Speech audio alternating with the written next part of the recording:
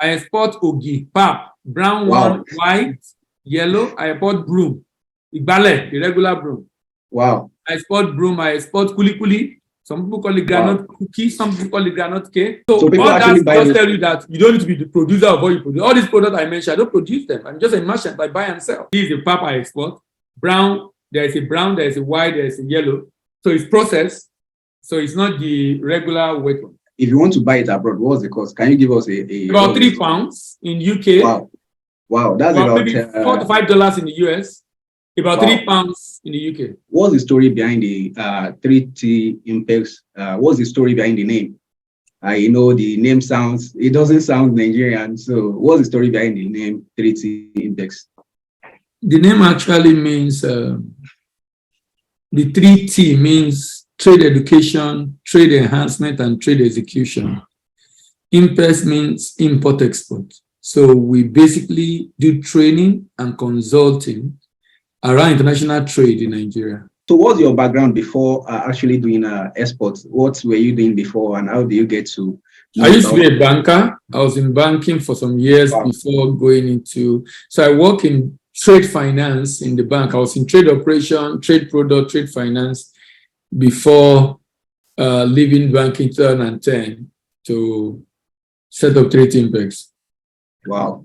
That's a long time. That's a very, very long time. Yeah, so 12 years now. Wow, that's a very, very long time. I can see where the passion comes from. So you've been dealing with a lot of exporters and importers before you actually go into exporting yourself, right? Yes. Okay.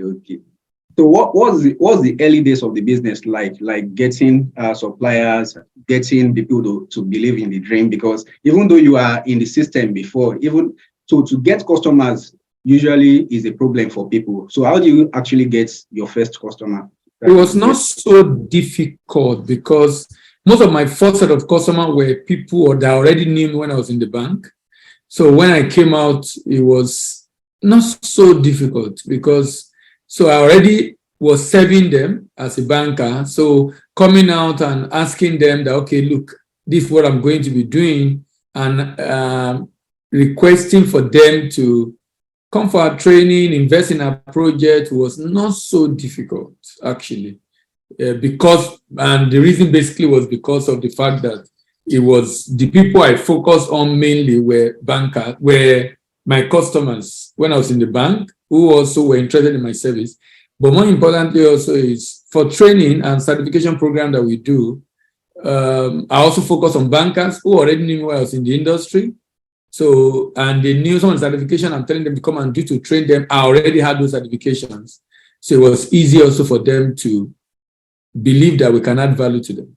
Let's talk about your first transaction now. So you've been in the system before, you started getting customer. What was your first transaction like? What was the product you actually got? It depends on what you mean by transaction. Because like I said, it's 3T Impex: trade education, trade enhancement, and trade execution. So trade education is training and consulting. Training. Trade enhancement is trade consulting, and trade execution is actual export. So when you say first transaction, what are you talking about? Are you talking about export? If it's export, I already was exporting as a banker. So while I was in the bank, I had a side business which I was exporting. But the first major project we did when we came in was not so successful. We had a lot of issues. We worked with someone who claimed to be a good supplier, but eventually wasn't a very good supplier. He messed up the transaction, and we had to come and raise money to pay our investors because of that issue. Wow. So what was the products you were trying solid minerals. Solid minerals. Wow, solid minerals as well. So do you still do solid minerals nowadays? Because I attend a lot of your lectures. Yes, but I don't do commodities. The solid mineral I do now, I do in partnership with someone that adds value to it. Okay, yes. So I don't do commodities at all. Anything primary, I'm not so interested because it's not helping us as a nation. So, and I believe if you are doing business, you do business responsibly, not just because you want to make money. You also want to ensure that you don't leave the country and the environment in which you do business the way you met it, but you want it to be better.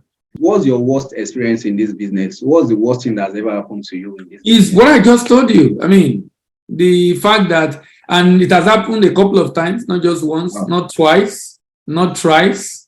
We've had this, so, but what we've done over the years is to improve. As we had issue, keep improving. So some of the things you see me talk about in training were based on experience. So some of the model we develop, some of the processes we develop, some of the principles we teach people were based on experience.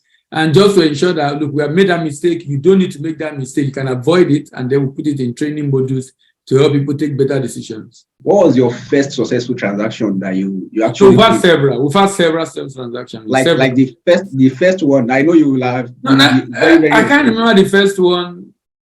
We've had several. I mean, after the solid mineral experience, we still did a number of solid mineral that were very successful with another buyer in China.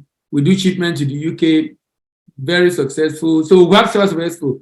Only that the unsuccessful one just teach us lesson to make the other one successful. But we've had several successful transactions. The positive aspect of that negative, because when you say something is negative as a business person, you need to be careful to call it negative, because you are basically learning, and it's a research report for you to avoid next time. So the amazing one for me will be how we are able to use those experiences to teach bankers to finance export transactions successfully.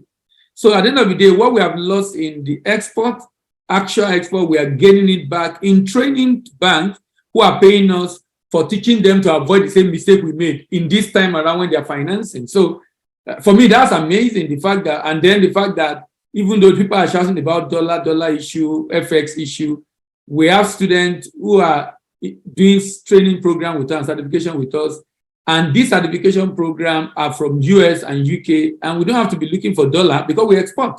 So we just make it interesting for us, the fact that if you pay in Naira, we export with your money, and we have to pay your school fees to our partners, and then you do your exam without having to worry about looking for dollar up and down to be able to pay your fees. If you were to start all over again, what would you have done differently? Okay.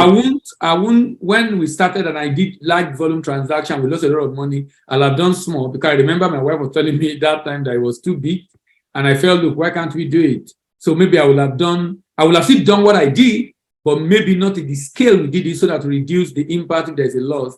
But on the issues or the losses and the challenges, the experience is challenging, but it also has a positive side. That's why I say you don't just talk about something being negative without looking at the fact that has it added any value? Have you learned any lesson? The lesson you've learned, has it also helped you to grow the business? I feel that's the situation for me. So I know you did not get here without reading books, having mentor, making mistakes yourself. Which book can you point to that actually has impact in your own life, or which mentor can you point to that actually guide you through the process? I've read many books. Some of the business book I read, one is Robert Kiyosaki, If You Want to Be Rich and Happy, Don't Go to School.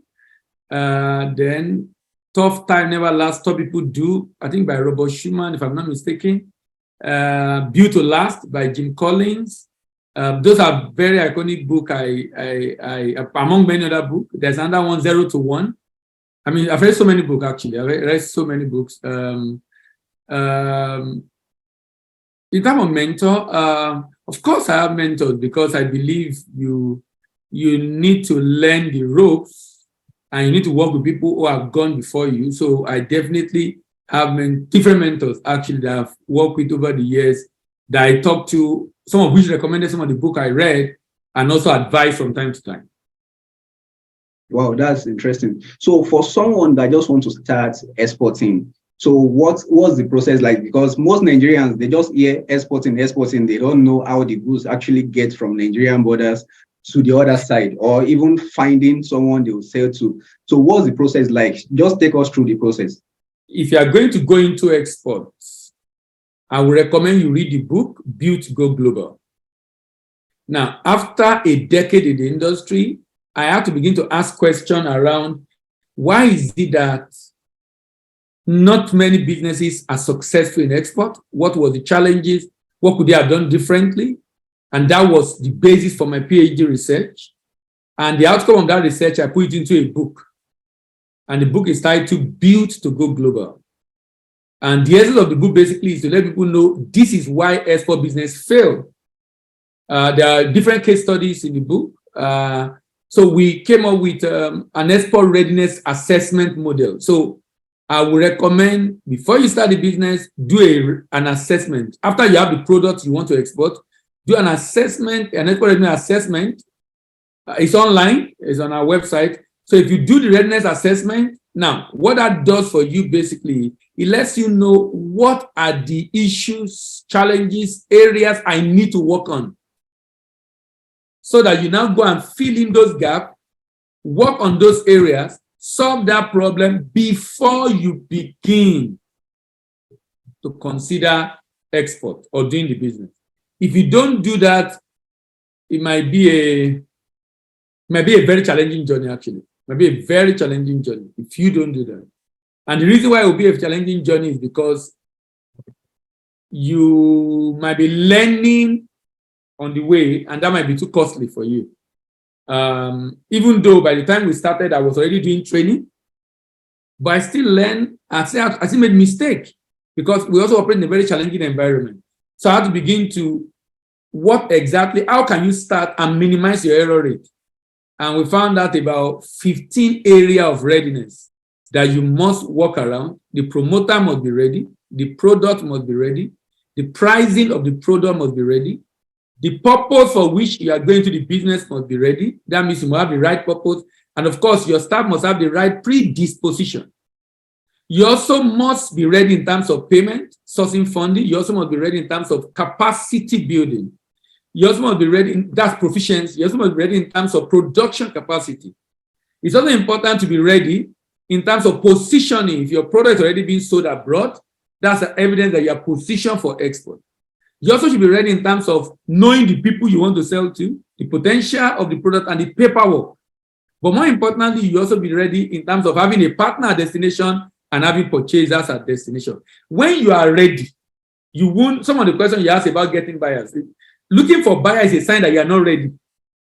There are some things that just show. So I'm looking for buyer. I export bad quality product. I'm having delay. Your good is spending 2 months, 1 month, 6 weeks at the port. You're having delay. They are all evidence of not being ready. Particularly if this thing repeats itself, not that it happened one-off, like delay that happened during COVID, So inability to be able to, when you have delays, discrepancies, defective goods, damages, losses, or even dropping out of the business, they are all evidence and sign of lack of export readiness. So I believe that ignorance is a gift. So you accept your ignorance and go and learn so you can minimize your error rate as much as possible. So I've actually read your book. I've read I actually bought it during one SSAI program, and I won't lie to you. I can't remember the title now. You must have bought, is it green? Yes, I think the green one. But that's Export Business Made Easy. That one is the second book you should read before anybody coming should read. Build to Go Global before reading Export Business. Export Made Easy tell you how to do export business. Export Business and Build to Go Global tell you why export business fail. What you should do to prevent yourself from falling into those pit or trap. And the green book talk about how, step by step, what do you do? That's what the green book talked about. I won't lie to you. A lot of information in those books are very, very rare. So it's not something you can actually type online and actually get answer to. You can only get face answer. People be like, oh, you can export, you can do this, but they don't really go in depth. So your books actually go in depth. And I'm actually planning on actually taking your course myself. So now, for an average Nigerian that has actually done his assignments, reading books, having a mentor. So, how much capital do you think someone can start with in the export business? It depends. If you are doing commodity, you need a lot of money, probably 15-20 million naira or more. Wow. Because if you are doing commodity, it's a raw material. People are buying in bulk, so you have to ship in bulk. So probably a minimum of a container. So if you have a contract for cocoa, for example, you probably need about 15 million. Because if you are buying a ton at almost a million or even more than a million, you need about 15 tons in a container. Or you are doing cashew nuts, you are buying at about 700,000-800,000, you need about 17 tons in a container. So at the end of the day, you need 15 to 20 million naira. But if you are doing finished product, between 3 to 5 million, you should be fine. Or even less, depending on the order the buyer is asking. The beauty of finished product is that you don't have to ship large quantity. Nobody will even buy a container for a start unless the person knows the product already. If he doesn't, most likely he will not buy for a start. He will buy small quantity, and that reduces the cost of starting, and then you can grow from there. You've been mentioning million, because an average Nigerian, a young guy like me, doesn't actually have that capital. So how can they actually come in? Let's say they've done their due diligence, but they don't have enough capital, like million. Maybe they have less than 1 million, and they want to come in. If you have less than 1 million, I would recommend you grow that capital to over 1 million. The reason is this: if you are shipping small quantity of goods, you have to go by air. Cost of air transport is high. So, for example, if someone has a million naira, whatever I want to export, if he's exporting goods that is like 100, 200 kg, he will need a lot of money to carry it. And he has to go by air. He can't go by sea because it does now cannot even take 10% of the container space. So he has to go by air to be able to get there early. So anybody that comes to me and said they have less than 1 million, there's no point in deceiving ourselves. It's an international trade. The people buying are buying in large quantity. Either you form synergy by coming together as a cooperative, as a unit to do it together, put your 500, your 700, your 300 together, or you raise the money alone. But you definitely need millions to do export. If people want to go into export with small amount, it really will not work. And the reason is because if a buy, it's like you want to supply product. It's not a retail business. It's not a retail. It's a wholesale. So you have to be able to buy a reasonably large quantity if you are going to ship. So I would strongly recommend if you are going to export, have a few millions, maybe 1.5, 2 million, 3 million, depending on the product. But having 1 million plus will be a lot better. You actually have a lot of students, you deal with a lot of exporters. Do you have any program or any sort of community where people come together to actually bring this little piece together, little money together to make it a whole and then export? Is there anything like that? No. We do investment where people bring money that we use for export, but bringing people together, we tried to do that a while ago. It was a big challenge. We might be doing that in future. We're working on some project now that might make that possible.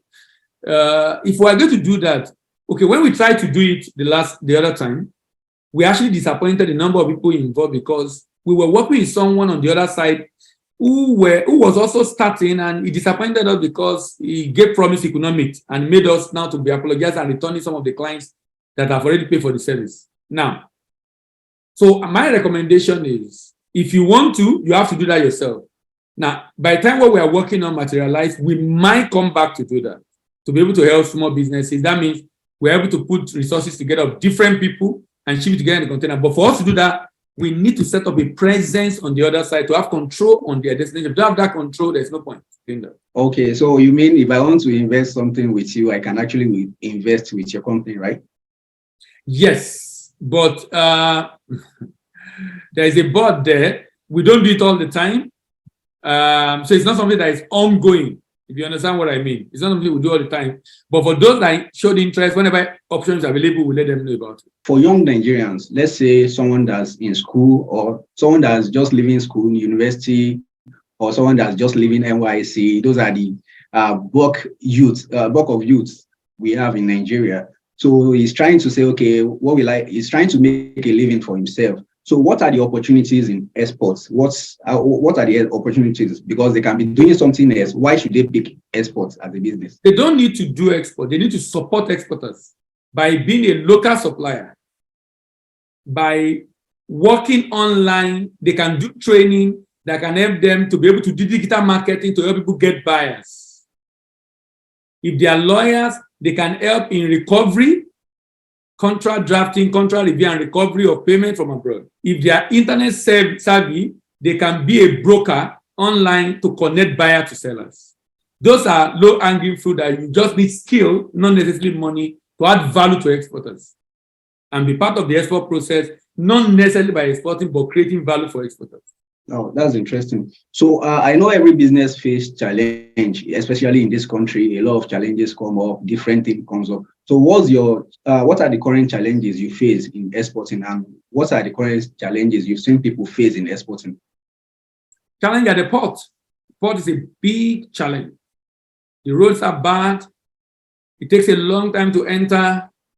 We have to now go and be using barge. So we use waterways to move our goods. That's costing a lot more, but we make it faster, which is better. But that's a major challenge that are facing right now that would be great for government or an incoming administration after the election need to really fix. That for me would be the major challenge currently being faced in the export business in Nigeria. Among other challenges that might be internal, raising funding. Funding is not just particular to exports. I mean, funding, almost every business in Nigeria will complain about funding because the bank prefer to give money to the big guys rather than the small guys. So funding is not peculiar to export. But peculiar to export right now is the issue at the port. Okay, what's the best place to find you? Because I know to find you, actually, I know you have a YouTube channel, you have TikTok channel, and different social media platforms.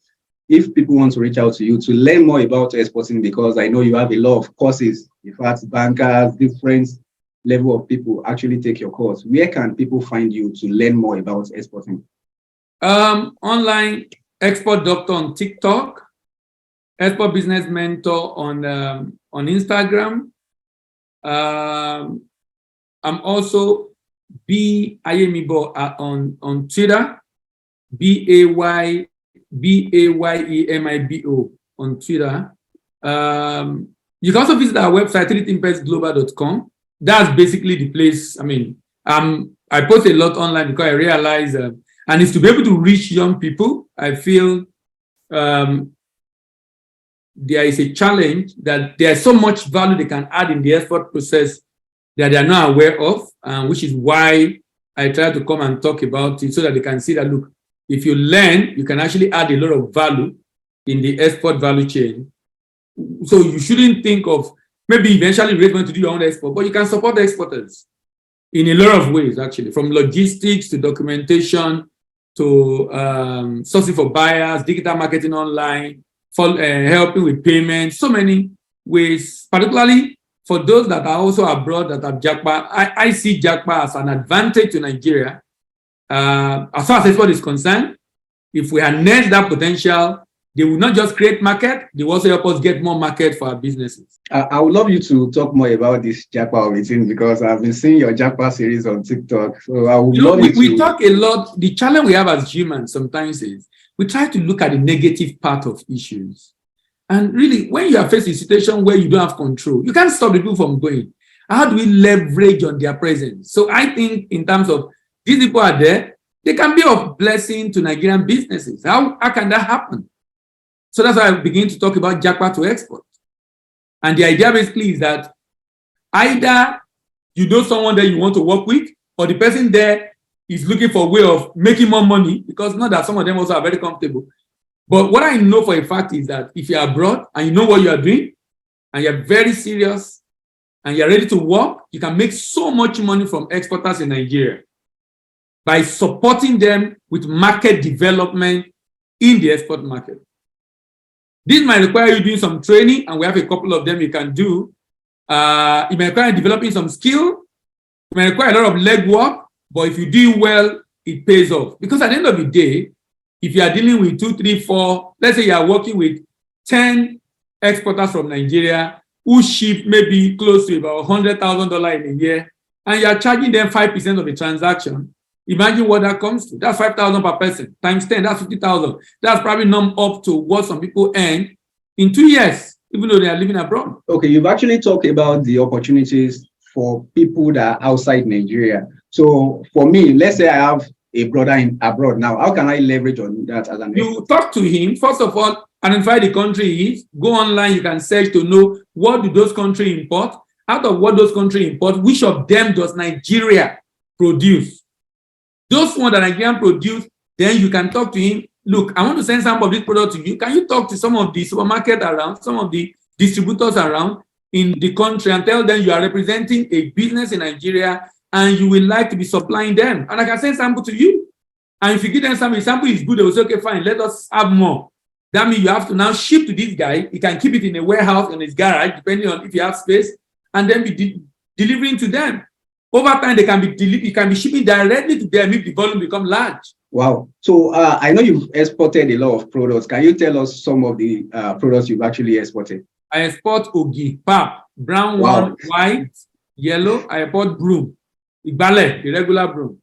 Wow. I export broom. I export kuli kuli. Some people call it granite cookie. Some people call it granite cake. I export malt drinks, different malt drink. I export Garri. I export then Indomie noodles. So all that just tell you that you don't need to be the producer of what you produce. All these products I mentioned, I don't produce them. I'm just a merchant. I buy and sell. So you mean you actually buy from Yaologi here and then you export it? No. I buy it's a processed pap. It's packaged. Okay. It's a processed pap. It's packaged. This is it. So it's not just Yaologi. So it's well packaged. This is the pap I export. Brown, there is a white, there is a yellow. So it's processed. So it's not the regular white one. So people actually demand for ogi abroad. I don't know Nigerian, they will eat now.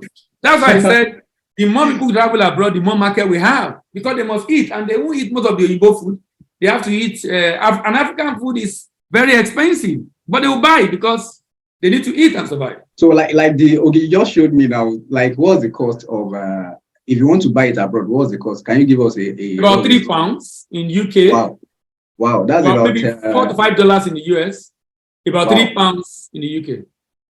That's close to 3,000 naira. Yeah, calculated already.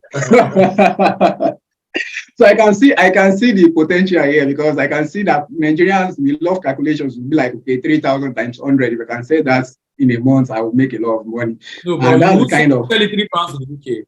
You won't sell it £3 in the UK. You're going to sell it at half that price in the UK. The people in the UK are selling at £3, but you cannot expect at £3 because they will make profit now. Yes. Even though you sell at 1,500 naira, or let's say 2,000 naira, you are still making a lot of money on ogi that someone can actually do. Like in Nigeria, it is not that expensive. So I can actually see the potential for Nigerian entrepreneurs to actually come into exports. Is a very, very fantastic opportunity for them. So is there anything you have not covered that you'd like us to cover here? No, I mean, it is important for people to know you are going into export, you need to learn about it. The knowledge is a bit expensive, but the export also is expensive. So if you are going to invest millions and you can't spend some money to learn, it might be you either learn by education or by experience. If you don't educate yourself, you might have your experience in the course of losses you incur, whichever one you will learn. So I would just recommend that export is knowledge intensive. There are different rules. There are different things to know. It's good you acquire that knowledge so you can minimize your error rate as much as possible.